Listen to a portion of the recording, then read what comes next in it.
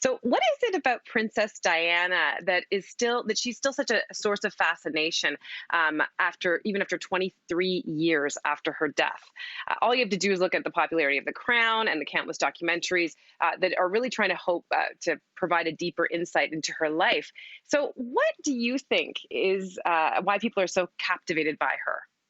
I mean, Cynthia, as you mentioned, it's obviously her tragic death, right? I mean, she was cut short really so young. Think about that age, right? 37 years old. I mean, and already at the time she was the most famous woman in the world. And so in the absence of being able to live out the rest of her life, a lot of people have filled in those details for her or gone back to the moments of her life and relived them in like five other lifetimes. So there's that aspect of it. But also, I think we have to remember the choices that Diana made when she was alive that really resonate today, in particular with how we consume celebrity and how we see celebrity.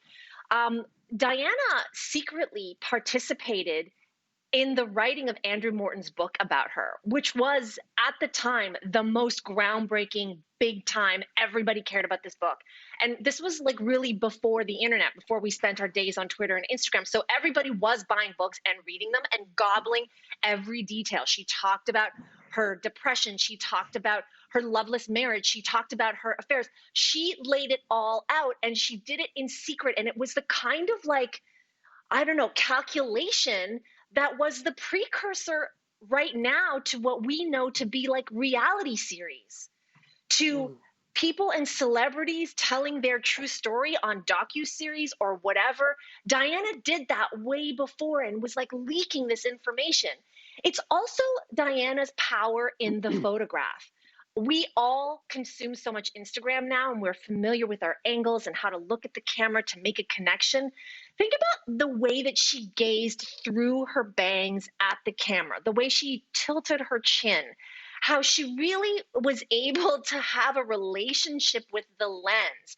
I think the photograph, as we know, really affects culture. And so there is something about the thousands, millions of pictures that were taken of her and how she presented herself through those pictures that resonates today in a way that we're seeing now on Instagram and with selfies. She was the selfie queen before the selfie was invented. It's funny that you talk about her chin and the bangs because the moment she came on the public scene, I got my hair cut just like her. And I have a picture that I think we're going to look at here where my chin is taut. Look, there it is. There's my Lady Oh Di my pose. With the God. chin, the gaze, and the Love bangs. it. And There it is. That's here's my exactly it. right. Here's my theory. I think she was pretty, but she wasn't intimidatingly pretty. She was awkward.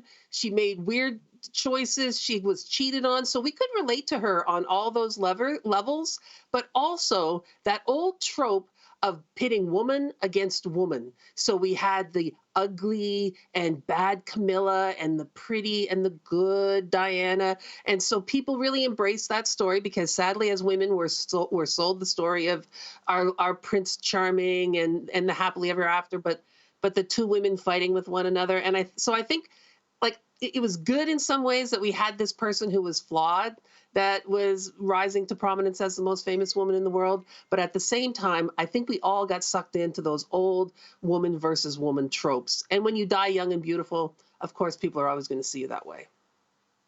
For me, I still cry when I remember when she passed. For me, her allure was that money and fame doesn't buy happiness in a way, so that made her human. And then when I read the story about her holding the hand of the guy dying of AIDS and going for the landmines and everything, it may have been just PR. It may have been not as deep as I saw it then, not as a real human rights advocate, but I did see it as she's a princess. She doesn't need to be doing this, approaching she brought the monarchy to the people. Like she became friends with the people and she was gorgeous. Like when she died, Mother Teresa died. the same day that she died. Mother Teresa, who was hanging with lepers. Did anybody celebrate that? I mean, did anybody mourn the death of Mother Teresa? No, because look at Mother Teresa and look at Lady Diana.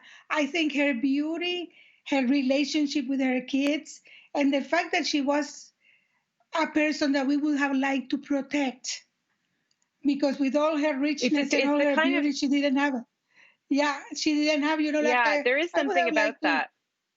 Yeah, that's what I think. I still I Yeah. couldn't I couldn't see the crown because back in the day, I remember it's when I started doing comedy when she died, and I remember the comedy clubs were empty, like we had this pain for a woman that we didn't even know, and all of those flowers at the Buckingham Palace that people had to put landmines to get rid of the flowers. It's a Yeah. phenomenon, I think. Yeah, I think I it's hope I all the didn't. things you're saying. It's also the tragic, archetypal, sort of like the meek kind of good girls that get drawn into darker stories somehow are manipulated. There's always a sort of a tragedy attached to it. I think about Marilyn Monroe falls into this category.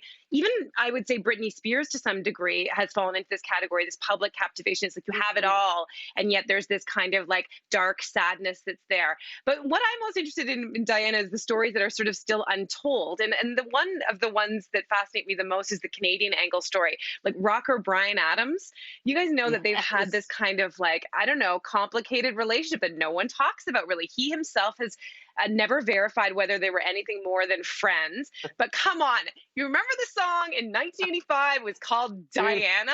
And some of the lyrics Yep. included, and I'm telling you, Google it after this, you're going to listen to it. So you've got it made. I've seen you at a promenade time or two. He might have had lots of dough, but I know he ain't right for you.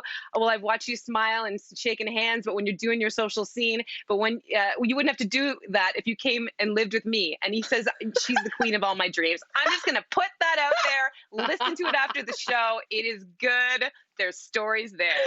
Thanks for the Can I blast from the say past, something Cynthia. just a little bit more?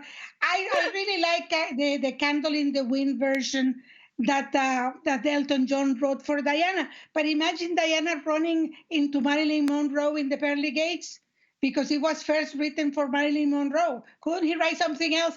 That I always wonder. But anyway. Yeah. Well, obviously, nostalgia is strong with both Diana and, yeah, thanks for the blast from the past, Cynthia. Of course, lots of people are going to be trying to listen to that song. So if Bryan Adams gets extra royalties from that song, he owes it to you. All right.